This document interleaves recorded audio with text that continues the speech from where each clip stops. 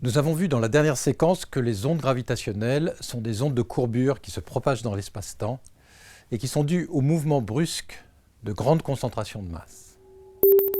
Parce que la gravité est la plus faible des forces fondamentales, l'amplitude de ces ondes est extrêmement faible. L'avantage, c'est qu'elles se propagent dans tout l'univers sans se déformer. Par ailleurs, la vitesse de ces ondes gravitationnelles n'est rien d'autre que la vitesse de la lumière. Pour qu'il y ait production d'ondes gravitationnelles, il faut qu'il y ait déplacement de grandes quantités de masse. Alors ceci peut se produire dans le cas d'explosions cosmiques.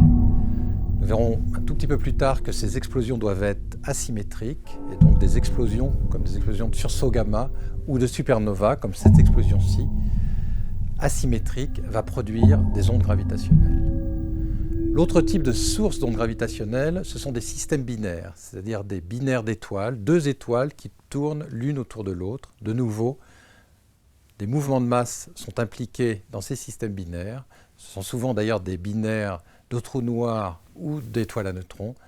Et ce type de système va engendrer des ondes gravitationnelles. La longueur d'onde est directement reliée à la taille de la région où se produit le déplacement de masse. Pour donner une analogie simple que j'ai déjà utilisée, rappelez-vous quand vous lancez une pierre dans une mare, eh bien, les rides vont avoir des distances entre elles, ce qu'on appelle la longueur d'onde, qui sont de l'ordre de grandeur de la taille de la pierre que vous avez lancée. C'est-à-dire que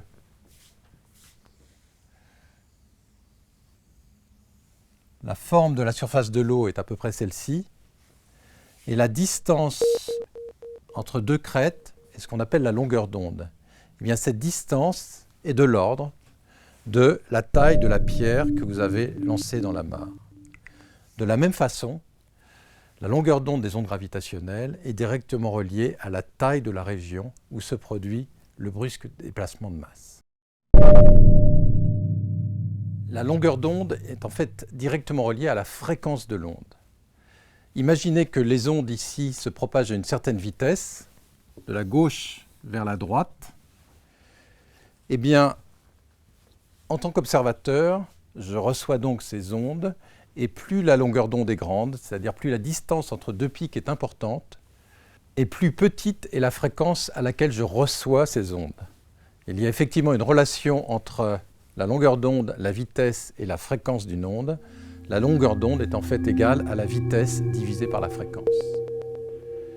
Donc quand on regarde l'ensemble du spectre des ondes gravitationnelles en fréquence, en Hertz, eh bien, on voit qu'il y a deux types de détecteurs, des détecteurs relativement compacts, de taille de l'ordre de quelques kilomètres, qui correspondent à des fréquences de l'ordre de quelques hertz à quelques dizaines à quelques centaines de hertz.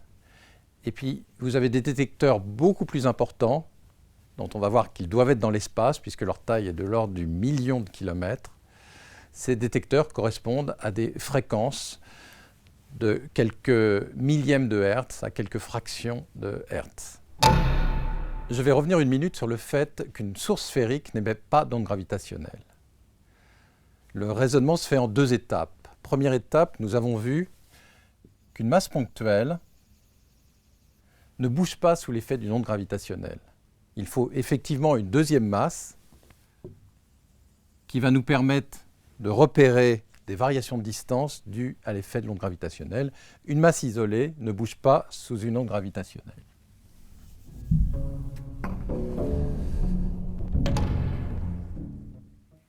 Partant, une masse isolée n'émet pas d'onde gravitationnelle. Alors, considérons maintenant la deuxième partie de l'argument, une source sphérique, donc une étoile sphérique, complètement sphérique. Nous avons vu que du point de vue de la gravité, à l'extérieur de cette étoile, tout se passe comme si toute la masse était concentrée au point central. Et donc, du point de vue de la production d'ondes gravitationnelles, tout se passe comme si cette source sphérique était ponctuelle. Et donc, elle n'émet pas d'ondes gravitationnelles. La plupart des sources d'ondes gravitationnelles sont en fait dans des systèmes binaires. Ce Ce sont des systèmes de 2 étoiles qui orbitent l'une autour de l'autre. Alors vous pourriez penser que c'est un phénomène relativement rare dans l'univers, et pourtant, la plupart des étoiles, ou disons une grande fraction des étoiles, est en fait dans des systèmes binaires. On ne voit pas nécessairement le compagnon, mais on peut vérifier qu'elles sont dans des systèmes binaires.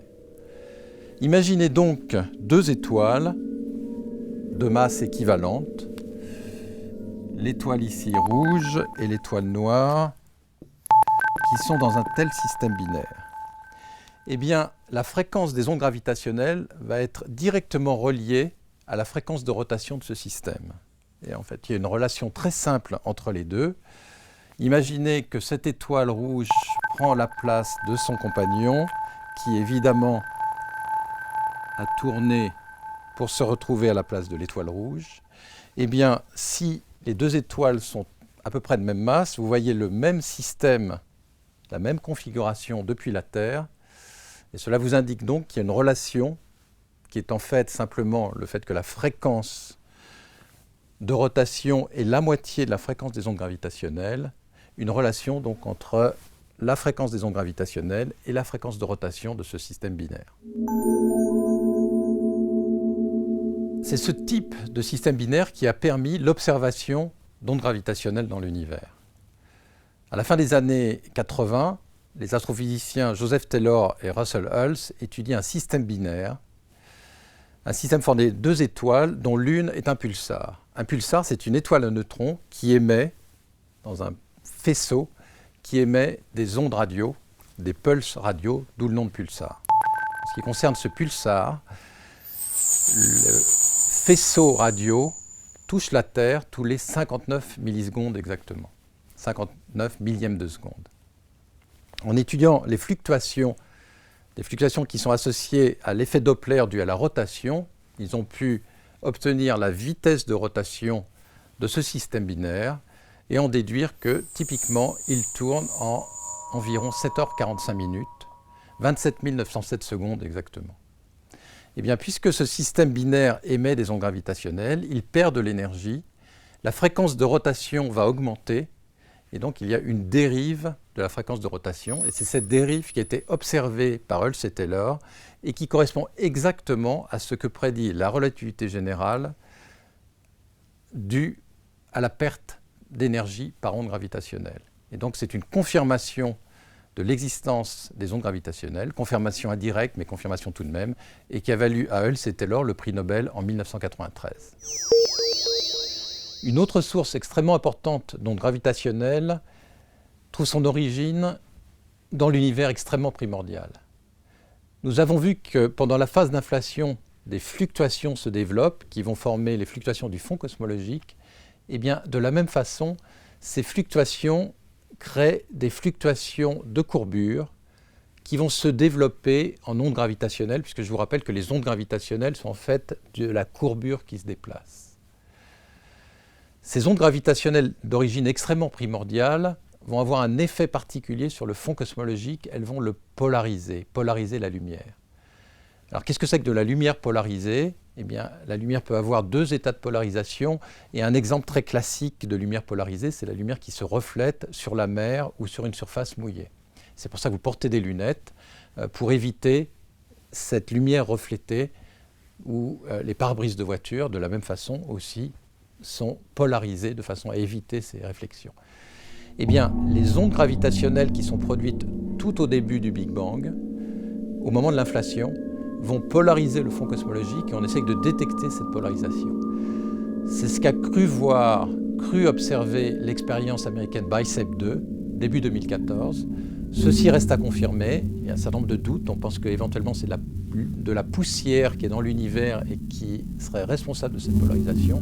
Mais si l'origine était vraiment ces ondes gravitationnelles primordiales, cela voudrait dire que nous avons découvert les ondes gravitationnelles primordiales, et donc cela voudrait dire que nous avons observé, nous comprenons l'univers jusqu'à des époques extrêmement reculées. L'époque de l'inflation, je vous rappelle, c'est 10-38 secondes après le Big Bang.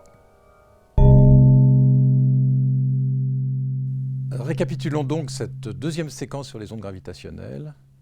Tout d'abord, une onde gravitationnelle est une déformation de l'espace-temps, plus exactement une variation de courbure qui se propage dans l'univers. Les sources d'ondes gravitationnelles sont les phénomènes violents dans l'univers qui engendrent des grands déplacements de masse, ou bien ce sont des systèmes binaires d'étoiles, deux étoiles qui tournent l'une autour de l'autre. Les ondes gravitationnelles ont été indirectement découvertes par Hulse et Taylor en utilisant des pulsars binaires.